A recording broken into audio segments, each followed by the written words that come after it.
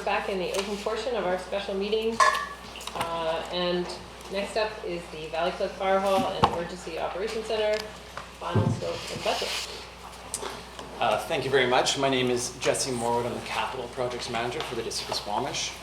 Joining me today presenting is Roland Russell, a financial analyst. Also at the table with me is Aaron Foote, Deputy Fire Chief, and Megan Latimer, Emergency Program Coordinator. We have a fair bit to get through today, and hopefully there's a bit of a flow to this, so I would ask that if questions could be held to the end, that would be preferable. So the two main things that we're talking about today is we're trying to finalize the building scope, which includes the building sustainability performance. We also are looking to increase the budget based on this scope and based on the detailed estimate that we've recently completed. So a quick history. We approached council on September the 17th to get a resolution to hire our design consultant and our construction manager. Following that resolution, we worked on a number of months developing the scope. On December the 10th, we presented the base scope. At that meeting, we also talked about the project management, decision making, as well as the building sustainability options. The resolution from the December 10th meeting was that DOS endorse Valleycliffe Fire Hall Replacement project design direction and general scope, and to provide direction to staff to the expected level of building sustainability performance. The first part of the sentence is what we're going to focus on in the first part of this presentation. So what is in the building scope? This will be a post-disaster building. That means it will have improved earthquake and building resiliency, and will be used as an emergency operations center from which to centralize our response efforts from. It will also be self-sufficient with respect to water, power, fuel for a limited time, and will allow business continuity. We expect the square foot to be approximately 19,000 square feet. It will accommodate the fire hall and EOC spaces, emergency operations spaces, as well as have the potential for a community meeting room amenity. It will house the DOS IT server room. It will have a communications room to support the Emergency Operations Center, as well as there will be some future-proofing built into the building. This will come in the form of additional office space and sleeping quarters for projected staffing needs for the fire staff. What is out of this project? We consulted with a bunch of the volunteer emergency organizations to support the EOC, namely SAR and Marine SAR. After discussing what their needs were for long-term facilities, we felt that the site wasn't the right location, and it would be extremely difficult to try to accommodate them. Currently, both those organizations are looking for long-term base of operations. We also did our best to find cost savings and search for efficiencies. The main ones is that we really limited how much we needed retaining walls. So we modified the site to limit the necessary for retaining walls. We also plan to use lightweight materials to avoid soil densification. As well as we found shared and flexible spacing between the fire hall and the OC components. So based on that scope and preliminary design, we've developed a detailed cost estimate. This is what we're calling a Class D estimate. This estimate will be refined further as we progress along the design process over the next few months. And establishing a accurate budget is a process. Our first estimate was the real estate facilities master plan, which was a high-level document that helped the district understand and prioritize our needs. Following that, in late summer of last year, we submitted an updated estimate for the draft financial plan. This was actually around the same time that we're interviewing our design and construction manager consultants. And at the time, both those proponents were telling us that they felt that the $9.9 million that we had in the real estate facilities master plan was low. So we submitted to the draft financial plan an increase in that cost, and this was not based on detailed scope or site review that we've since done. So our Class D estimate was done by our construction manager, Kinetic, who's also in the room today. They have significant experience in the private and public sector, including building fire halls. They've worked in all over different parts of BC. They have talked to suppliers, they've talked to contractors as well, have received some quotes, and they've itemized all the major aspects of this building. You know, we also wanted to try to kind of understand why there was a difference between our Class D estimate and the real estate facilities master plan. You know, generally speaking, we've since compiled a detailed estimate on the project's soft costs, and soft costs I'll define in a bit here. There is significant site modifications, including retaining walls. That was, I think, more than originally anticipated. There has been construction cost escalation too in Squamish and the Lower Mainland. I've received a few estimates between 4 and 5%. For our project, that would translate roughly to $10,000 to $13,000 per week in cost escalation currently happening right now. Also, we require an off-site temporary fire hall for 2 years. That wasn't fully understood at the time. A comprehensive emergency operations center, as well as we're proposing a LEED building. So our base LEED building case, we're saying is $16.7 million. This is composed of 2 different components, what we're calling the hard costs and the soft costs. Kinetic, our construction manager, has come up with the hard costs, which is approximately $13.5 million. There's kind of 5 main components that I've kind of highlighted here of that. Certainly the temporary fire hall, which takes resources, removing the existing fire hall as we need the space to build a new fire hall. The site development costs, which are significant. Certainly the building construction itself, and we've also added a 15% contingency to deal with any design or construction changes. The second part that makes up this project budget, proposed budget, is the soft costs, and this was done internally. I've kind of ordered these in order of magnitude, generally in order of magnitude. There's the design and construction management fees, furniture, fixture, and equipment, LEED certification, and a facilities director. The facilities director is this is a position that's in the draft financial plan and would take over management of this project as well as future district projects. There's servicing. We would need to develop some hospital parking at the temporary site to compensate for using that area. Building commissioning, relocation of training facilities, survey, geotechnical, and environmental costs, as well as some miscellaneous and another contingency based on the soft costs. So when the team completed this detailed estimate, and because it was higher than the real estate facilities master plan, we wanted to go back to that plan and review the assumptions in that document. Primarily that this building, that building on the Clark site was somewhat similar cost as building on the Tantalus site, which is what the original real estate facilities master plan did. So we've put up our kind of a new summary of an evaluation. I just kind of want to highlight a few things of this. One thing is in this analysis, we've increased the cost of the volunteer fire hall and Tantalus site because we've experienced higher costs for this site at Clark. We're anticipating that the Tantalus fire cost is also under budgeted, or will be under budgeted, so we've increased this number. We've also put in a amount for land acquisitions. What the Tantalus site is quite narrow and deep, so if we were to build there, we would actually need more space to get the trucks around for operational and safety purposes.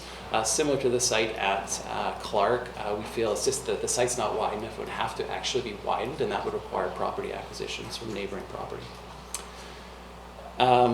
We also anticipate that we would need acquisitions, renovations to the Alex Monroe site. This building is about 20 years old, certainly to extend the longevity and for staff safety, long-term safety. There would be significant renovations required. Lastly, we would anticipate that by moving the EOC to the Clark site, or Valleycliffe site, that the RCMP could eventually utilize that space for future expansion. When we did this analysis, we found that, again, there's not a lot of difference in the cost of building a site at the Clark site or Tantalus site. However, there are two major advantages to building at Clark, and this was identified in the Real Estate Village Master Plan. First of all, a building on the Clark site is closer to downtown, so it's faster response for our regular full-time staff. We're also experiencing continued growth downtown and densification. Secondly, and perhaps as importantly, is that this site is above the floodplain. That means that the headquarters of the fire, EOC, IT server room would all be above the floodplain and allow for better business continuity in case of a flooding event. The second part of our discussion on December 10th was around building sustainability performance. What council directed us was to provide, what the resolution was to provide direction to staff to the expected level of building sustainability performance. This is a bit vague. What I heard at the December 10th meeting was that there certainly was a leaning or an indication that council preferred the LEED and the carbon neutral building, but it really was contingent on presenting our budget today. So we wanted to kind of reevaluate these options based on the new budget numbers that we have. First of all, LEED. We feel that LEED provides value for its investment, and it's why we've included it in our base scenario. LEED is an independent verification that the building was designed and constructed using processes to achieve high performance in 5 areas.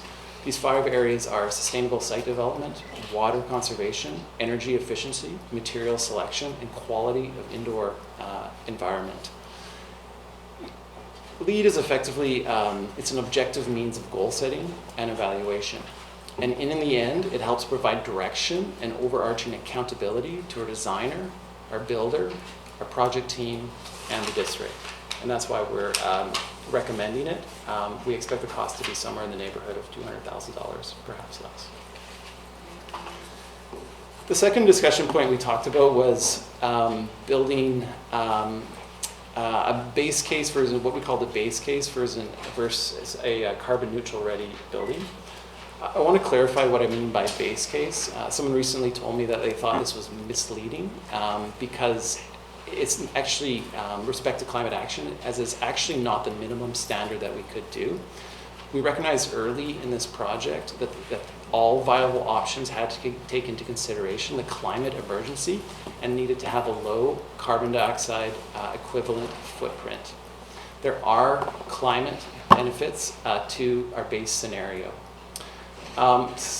Starting really generally, first of all, this would be replacing a 20-year-old building, so it's going to be have energy benefits right from the start. We're also proposing that this building will have approximately 10% energy efficiency over the minimum BC building code. Perhaps most importantly, this scenario includes an all-electric building. On the right of the screen there is a diagram or a photo that you may have seen before.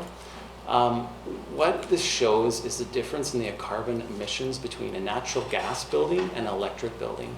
The pink on the top is the carbon emissions or the carbon footprint of a natural gas. What we're proposing to build in this scenario is an all-electric system that has a significantly lower carbon footprint than the alternative, which is natural gas. Our second option that we discussed was a carbon neutral ready scenario. There are benefits above our base scenario that we discussed. Certainly there's energy performance, improved energy performance, somewhere in the neighborhood of 20%. This would include on-site ground source heat exchange, which would mean lower operating costs for the building. There is a small decrease in carbon dioxide equivalent, as well as it provides the future ability to install photovoltaic cells in the future, or panels in this future. We put a number to both options. For the option B scenario, the carbon neutral ready, we are estimating it to be approximately $2.1 million. This includes hard costs as well as soft costs and contingency. This is a conservative estimate. Now that we have an estimate for each option, we want to do an analysis to try to determine if this is a good investment. What we realized that our goal was to optimize return on investment with respect to climate change. In order to do this, we wanted to evaluate the carbon dioxide equivalent savings from building a carbon neutral building over our base case scenario. I do want to kind of point out that these numbers are very rough. It's hard at this early design stage to understand these numbers exactly, but we did want to provide kind of an order of magnitude of what they could be. What we found is that they potentially are somewhere between 0.5 tons a year to 1 ton a year of carbon dioxide equivalent savings over our base electric scenario. Taking the high end of that range, that would equate to approximately 50 tons of CO2 reduction over the life of the building if we were to pursue carbon neutral ready building. Now we wanted to compare this to other projects or alternatives. One project that we have upcoming this year is the landfill gas flare project. We are anticipating conservatively that we will reduce the carbon dioxide equivalent footprint by approximately 7,500 tons a year. This is 9%, about 9% of the district total. This would continue for a number of years before it would start decreasing. Another option for the district is to pursue carbon offsetting. If we were to spend $2.1 million, we would see approximately, that would gain us approximately 70,000 tons of CO2 equivalent, which would be about 90% of the DO's total. Also, potentially in the future is sequestering CO2 through carbon engineering. An independent auditor recently did an analysis and estimates that that number could be around $232 a ton, which would see, if we were to spend $2.1 million, this would be approximately 9,000 tons of CO2 equivalent. We also did a quick financial analysis just to see if there'd be cost savings.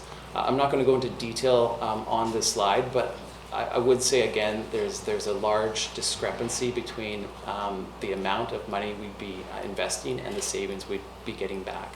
Effectively the savings from energy would be fairly minimal comparatively to how much we would have to invest, how much we would invest to get those savings. Now, I'm going to pass it over to Mr. Russell to talk about the financing of these two options. Good afternoon, Council. With respect to this building, this facility, through the process as we've gone along, finance has worked with our engineering group and our protective services group in the development of this project and in assessing methods to finance the project as we go along. So in the lead base case, our proposal is to use debt, use $10 million worth of debt, use $6 million worth of land reserve, and finance the remainder out of the CAC reserve. That proposal follows our current borrowing policy. It is consistent with the format and concepts within the real estate and facilities master plan, and we think is feasible and workable for this building. When we look at that analysis in comparison to the building including a carbon ready strategy, it would require an increase in debt of approximately $2 million. So the difference would be funded through debt. And our concerns are that does create some risk because now we're bumping up against the limits of our borrowing policy by extending debt to that degree for a single building. We think that may cause some concern. There are mitigation options that we have looked at, and certainly if it was council's desire to set the budget at the higher level, we would look at and we would review other financing options that we could study to find other ways to manage the financing of that last $2 million in a way that wouldn't challenge our borrowing capacity or our borrowing policy. But at this point in time, it would require some additional analysis. Administration would undertake doing that additional analysis in the time frame during which, between now and final design factors, prior to us going forward with a bylaw. So we will be able to make a recommendation of what the financing envelope would look like at the $18.8 million level, at the $16.7 million level, the lead base case, that is our recommended financing option, and we are quite comfortable that that can be managed within the district's current policies and format with respect to long-term financing. Great, thank you. So I just want to summarize kind of a number of the last slides we talked about. We are recommending the lead base case. The reasons being this would be a $2.1 million, approximately a $2 million increased cost to go the carbon neutral ready. It's carbon neutral ready only has a marginal reduction in CO2 equivalent over the base scenario.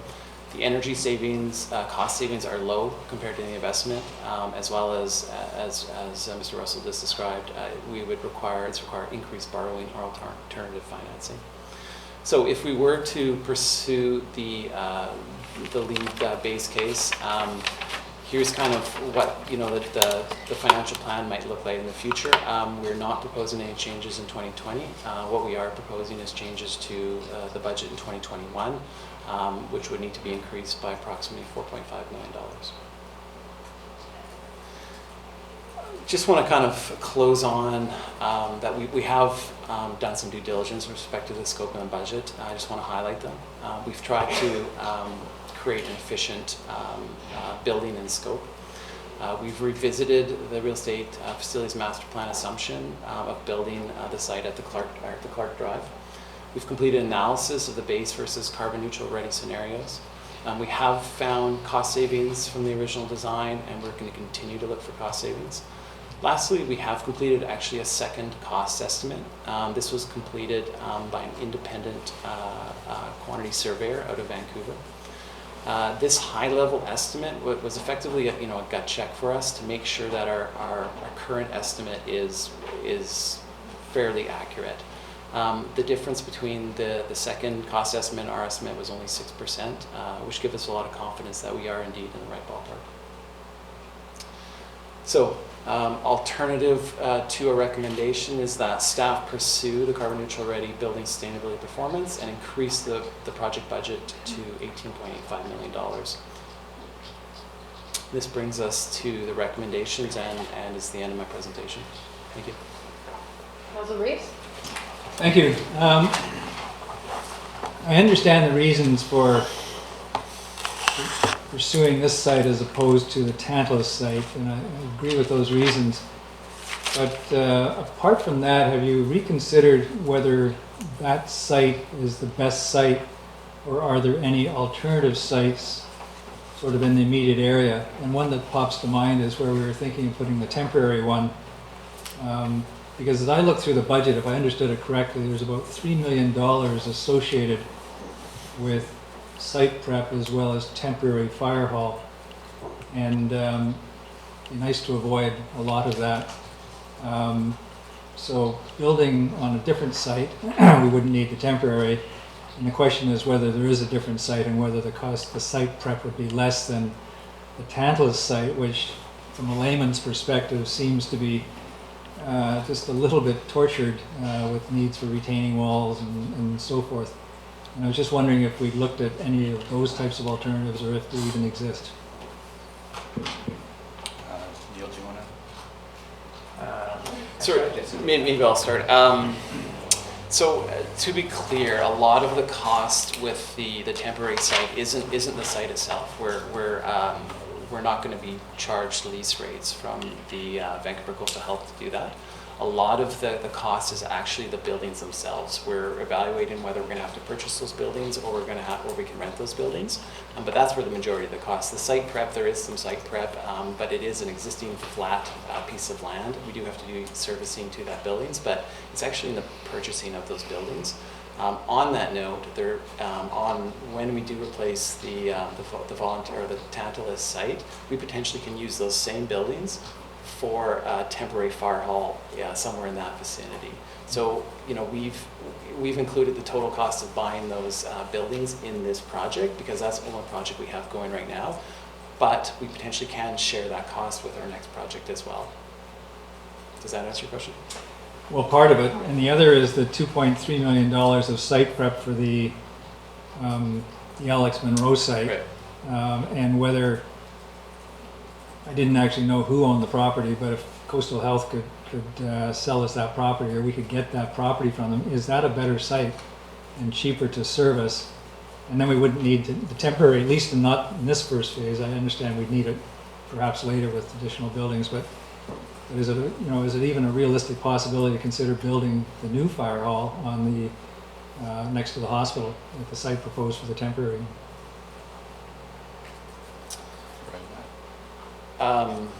Yeah, it's apology that I wasn't involved in the initial assessment of the sites.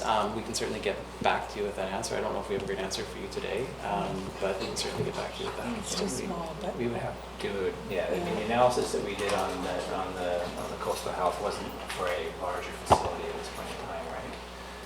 And so it would probably take a bit of work to figure out whether or not that site would be suitable or not. First, do you want to jump in? We do have a power line issue there as well, and the footprint is enough for a volunteer fire hall for a couple of years, which is quite a different footprint from the permanent headquarters, EOC, and everything else. So it's really an apples and oranges.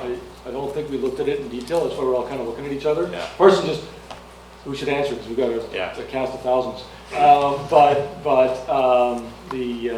It's just a much smaller footprint in that area. I can answer it a little bit. We do have a permit through BC Hydro for temporary use of that facility for a temporary fire hall. We're not allowed to bring a ladder truck on site due to the power line issues. So there's a number of issues there. The site is also very small. It would suit a 2-bay small temporary hall, but it wouldn't suit a headquarters for that hall. But just to finish this point off, I mean, that site didn't work. I take it we've considered other possible sites as opposed to rebuilding on the Alex Monroe site that accomplish these same goals. Get the EOC out of the floodplain, close to downtown, etc. And and we haven't found one. We haven't found one. There's not a lot of sites out of the floodplain that are open for building in that area. Councilor Pengel? So a couple things. Bit unclear with the base case.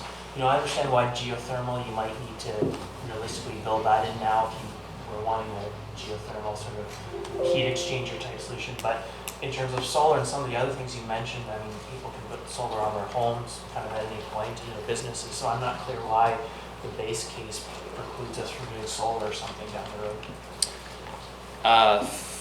Through the mayor, it's a fair comment. I might defer to our architect designer who's here, if that's okay. Stuart, maybe can maybe go to the back there? So the question is, with our base scenario, can we accommodate future photovoltaic panels? Mayor, through the mayor. I'm Stuart Rothney with HCMA. The provision of photovoltaics is certainly a possibility with any of those building options. But it comes with some other requirements which relate to improved envelope performance, increased levels of insulation generally in terms of the building in order to round out that solution. We also do have some local climatic conditions around there relative to the performance of PVs on that site. It's very much in the shadow of the chief. And in terms of sun orientation, we haven't done a detailed analysis, but I just want to caution council that it's not necessarily the save all that we might think it might be. And so without a lot more detailed analysis, I couldn't answer whether it has value. It has value long range for you, but the roof space and the availability of roof space to support PVs, absolutely we could accommodate that. So on another topic, we talk about not providing space for MSAR and SAR, and I'm just wondering, have we considered what the options are? Do they have other options? And in the back of my mind is, if they don't have an option here, can they continue to operate? Because I know they've struggled with this for a while, and if they aren't able to continue to operate, do we then need to hire 2 more firefighters and police officers to pick up the slack, and then we're, at the end of the day, in something more expensive? So through the mayor, we went through an extensive consultation process with all of the emergency volunteer groups, including Squamish Search and Rescue and Marine Search and Rescue. And due to their requirements, they just weren't going to fit in this space. To give you an example, Marine Search and Rescue, for their response, ideally looking for a long-term home, they want to be down near the docks in the waterfront development, somewhere where they can mount a quick response, do their training close to the water. So being up in the Valleycliffe site wasn't really ideal for that, and also the space considerations there. Squamish Search and Rescue, very similar. They currently have about 7 vehicles, climbing walls, lots of equipment, regular training every night of the week. So we went through a lot of consultations with them as well to see if it could be included in the building. And at the end of the day, it just wasn't feasible for both parties. We're continuing to work with both of those groups to to support them in finding long-term solutions. Currently, they'll remain in their current bases, so working out of the current UOC on Finch Drive for Marine Search and Rescue, and the site of the forestry building for ground search and rescue. Keep it short. I think Just ask a question. so, we've got a Class D estimate, which I understand means it's a rough estimate, and there's a C and a B, and probably a Class A actual cost, I suppose. So I'm just trying to wrap my head around 2 things. One, what do we think is the margin of error in the estimate we have now? And there are some indications of a bit of a construction slowdown, maybe. So if things slow down, is there any possibility costs might go down, or are we sort of committing to a cost that's that or something higher going forward? Through the mayor, thank you for the question. Yes, I mean, our margin of error is a 15% contingency. So this is for design and construction, changes in design and construction or unknowns. This is a fairly healthy margin at this point. As we move through the design process and have more accurate information about what the final design will look like, we may use some of that contingency, we may not. Certainly, if our construction costs are lower than anticipated, we're not going to spend that money. That money will come back to the district. Dr. Anderson? Yes, Mr. Morwood has related that the initial soft costs estimate of $3.2 million was done internally. The more recent quantity surveyor that you brought on board, have they also reviewed soft costs? Through the mayor, thank you for the question. No, they haven't reviewed the soft costs. This was done internally. A couple things. The design and construction management fees, we basically know what those are, and those are a significant portion of that $3.2 million. So I'm quite comfortable in the accuracy of a big part of that number. I have, over the past months, in discussions with our architect and construction manager, talked about some of these other costs that have came up. So there has been some cross-checking and referencing on these numbers. They are estimates at this time, and that's also why there's a contingency built into this number. Thank you. The objectives with the LEED certification is providing direction and accountability vis-a-vis the construction team, as you've related. What about hiring our own consultant to devise our own building sustainability criteria? Would there be a cost saving there? Granted, it's $200,000 you've mentioned as the LEED certification cost, Is there potential savings doing that route, that alternate route? Through the mayor, thanks for the question. I think I'm going to maybe rely on our design architect to help answer that question, if that's possible, Stuart. Through the mayor, if I understand the question correctly, is there any benefit to the district in employing internal consultants to monitor the LEED performance of the building in terms of... Or instead of LEED performance, to devise our own building sustainability criteria as an alternative to LEED to save costs? I would advise against it, and here's the reason why. The LEED rating system is well established. It has very specific criteria that's well versed in the industry. A lot of the reasons why you might choose to pursue certification is it provides a demand and a rigor on the construction team to perform in a certain manner, and that the building that you anticipate receiving will be received in that manner. So there is a lot of benefit to you to ensuring that you fall within an established rating system. To go outside of that, to create your own criteria, would create areas of doubt, grayness, and I think uncertainty. And there is definitely a very clear understanding in the construction industry, not only at the general contracting level, but at the subtrade level, about the understanding of LEED. It's been around long enough, people know how it works. They know the mechanisms for reporting LEED credit points and how we have to receive that information. And I would be very reluctant to change outside of that structure. I think it will just create more challenges for you. And this is not a new system. It's well established, well used, and I wouldn't change it. Thank you. Councillor Stoner. On the cost of the LEED component, so $200,000, is that just for the certification? And or does it account for increase in costs in building construction to achieve LEED certification? Through the mayor, thanks for the question. Yeah, it's meant to capture any additional work that's required to achieve a LEED certification, including accreditation. There is parts of this cost, of that cost, that would have to be incorporated anyways, such as some of the testing, for example. But it's intended to be a kind of comprehensive number that incorporates both those aspects. I'm just trying to get a sense of how much of the new cost lift is being driven by pursuing LEED certification. Is it just that $200,000 of the $4.5 million, or is it more substantial than that? This building, going back to the basics of our base scenario, this building is going to be an electric powered building with the base case. That's a lot of it's as kind of Stuart mentioned, a lot of the points getting us toward the LEED building is gained through that. It's not a huge escalation in price just to achieve the LEED. The LEED is more kind of accountability measure and a targetable, measurable goal system that helps us through the entire process. That's where the value of LEED is. It's not adding cost, especially to the project for this project. Thank you. Going back to the SAR component, so SAR currently uses some space of the Alex Monroe site, if I'm correct, in terms of staging? Through the mayor.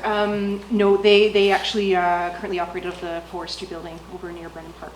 Exclusively? Yes, Walker's Lane. Sorry, they do have a shipping container at it's not on the fire hall property, it's on there's an adjacent property in between the fire hall and the school.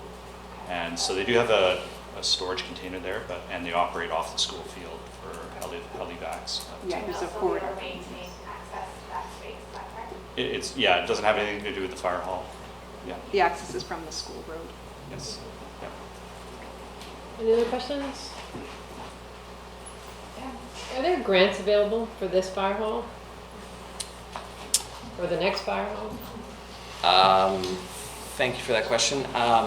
We don't know at this point. It's something that we will look into and we'll pursue if possible. Certainly for the next fire hall.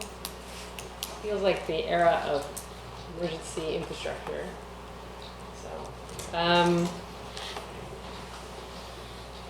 may have missed this in an earlier report, but did the IT server, is that for the whole district, got added to this building, or when did that get added? Yeah, you did miss it in a past presentation, but yes, it would be for the whole district. The benefit, again, being is it's above the floodplain in a post-disaster building, so it allows for better business continuity for the entire district. And are we capturing the waste heat from our server room? Great question. I think that's a question, an answer we'll find during the design process. I don't have an answer for that today. Free heat. It's gonna be hot in there.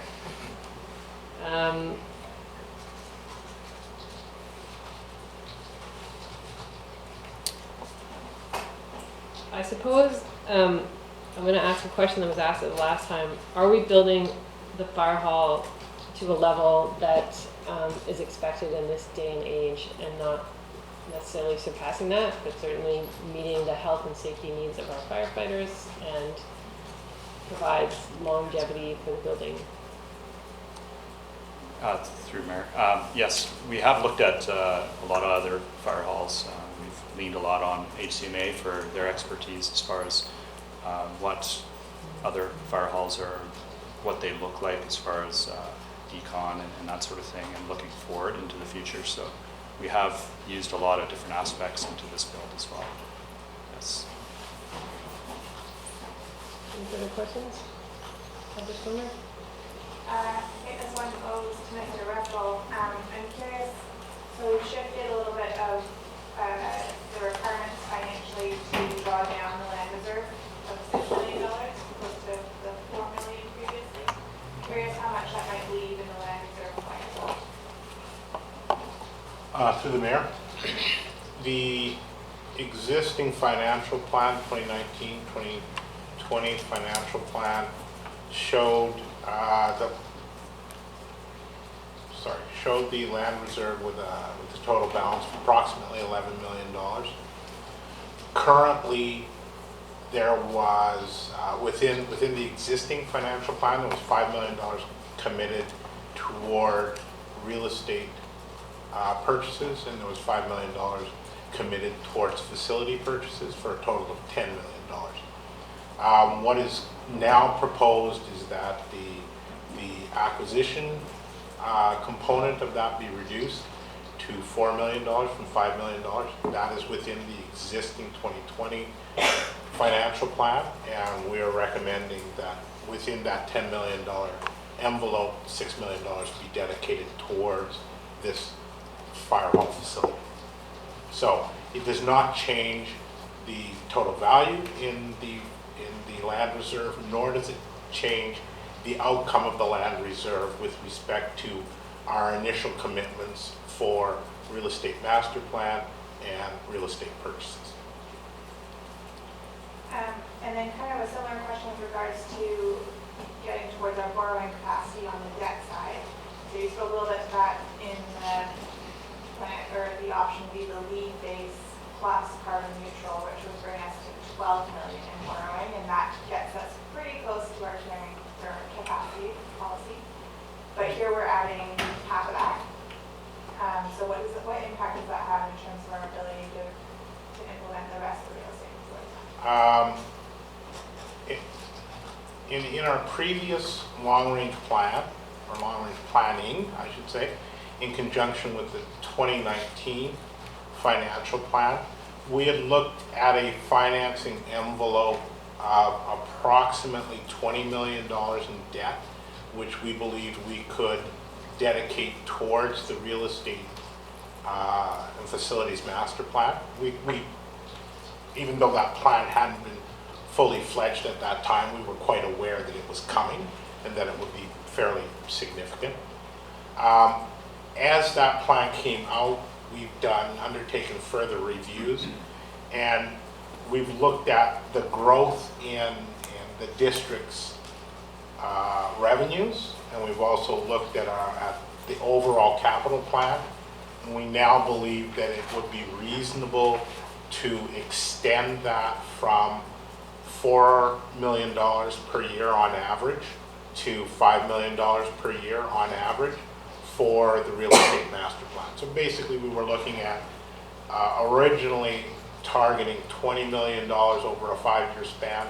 Now what we're seeing is that upon reevaluation and recognizing the fact that costs, that there are cost pressures against these facilities, we believe that that $5 million per year over a 5-year basis is reasonable, and manageable within the constraints of our long-term financial plan, and will still keep us well on side with respect to council's policy of 20% cap, and also provide, some wiggle room in case there's emergencies where we have to go forward with an emergency borrow. At no point do we want to extend ourselves beyond that 20%. With, the only way we would be willing to go beyond that is if it were a case of emergency, and then we would be coming back to council saying something bad happened and we have no choice, but please allow us to do this. We want to ensure that we stayed under that, and we feel quite comfortable that by increasing the amount allocated to the real estate master plan over that 5-year span from 20 to 25, that should help us bridge the cost increases in the various buildings, and also allow us to allocate some more money to this specific facility. Finally, I will just note there is the Investing in Canada Infrastructure Program through the BC Community Fund. It is currently closed, but it might be worth a phone call to our colleagues there to see when they will open it. Okay, any other questions? Well, I just want to clarify, since solar, we don't believe at this point in time isn't really viable at this site, the $2.1 million differential between what we're calling base case and carbon neutral ready is really windows, doors, insulation, and a heat exchanger. That's kind of the difference. Is that, it's maybe a bit of a crude way to express it, but is that kind of what we're talking about? Through the mayor, ground source heat, did you say that? You did. You did, yeah. I think you've captured generally speaking. Yeah. Can I just check in the report, the costing report, under 6 exclusion, there's a whole list of things that are excluded, like rock removal and permanent rainwater detention systems and winter heat for concrete, consultants and design costs. Some of those I think were captured in our soft costs, but can you confirm that? Yes, I can confirm that. We went through that list in detail with the construction manager. I've incorporated many of those costs. A lot of those, there's an asterisk on a lot of those points. That is just common language saying, hey, we don't expect that, but if there is, it's not included in our estimate. We don't. Any of those costs that haven't been included in my soft costs are costs that we don't expect at this time. There is always risk in construction that you're going to find things you don't expect, but we have done some due diligence and we don't expect those costs. But like something like geotechnical reports, we haven't. We have it. The district in the soft costs has hired a geotech engineer that's done test holes, for example. So we have looked at what the conditions are, and we're comfortable basing our design based on that. All right, anything else? Council, there's a motion in front of us, and there were alternative motions presented by staff.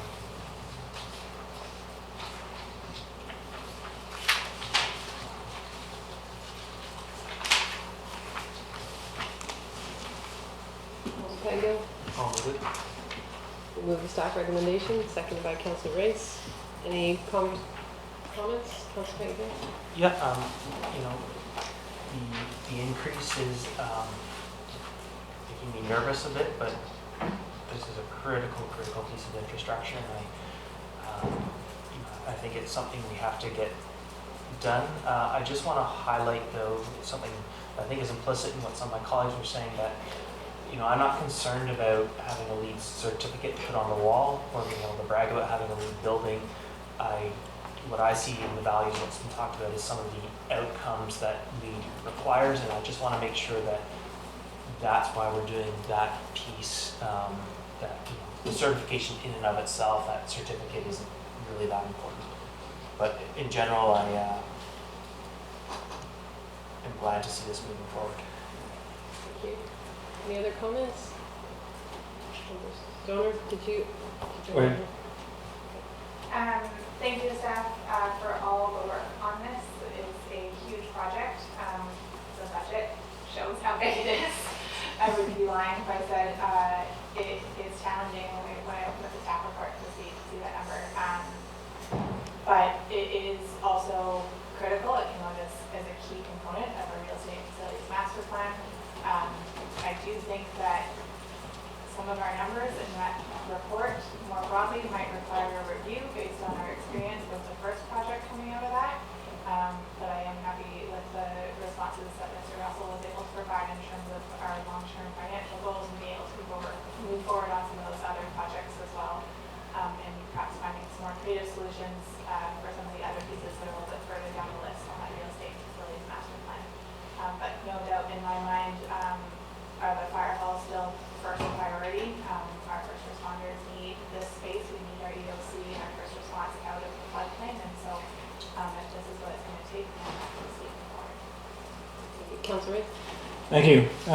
And thank you for the work, staff. I'm sure it's a great pleasure to come to council and ask for a couple $1 million more money for a project.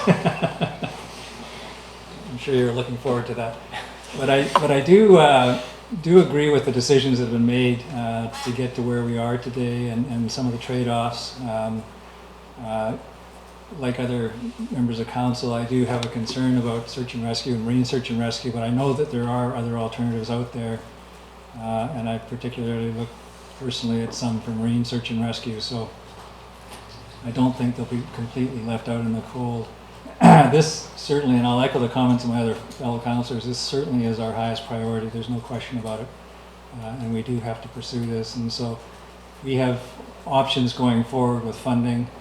Some of them stated here, and maybe there's others that we can think about as this project proceeds. But it certainly is something we do have to do. So I'm supporting the resolution. Councillor Herb and then Councillor French. Thank you. I'll be supporting this as well. It's clearly a critical piece of our infrastructure.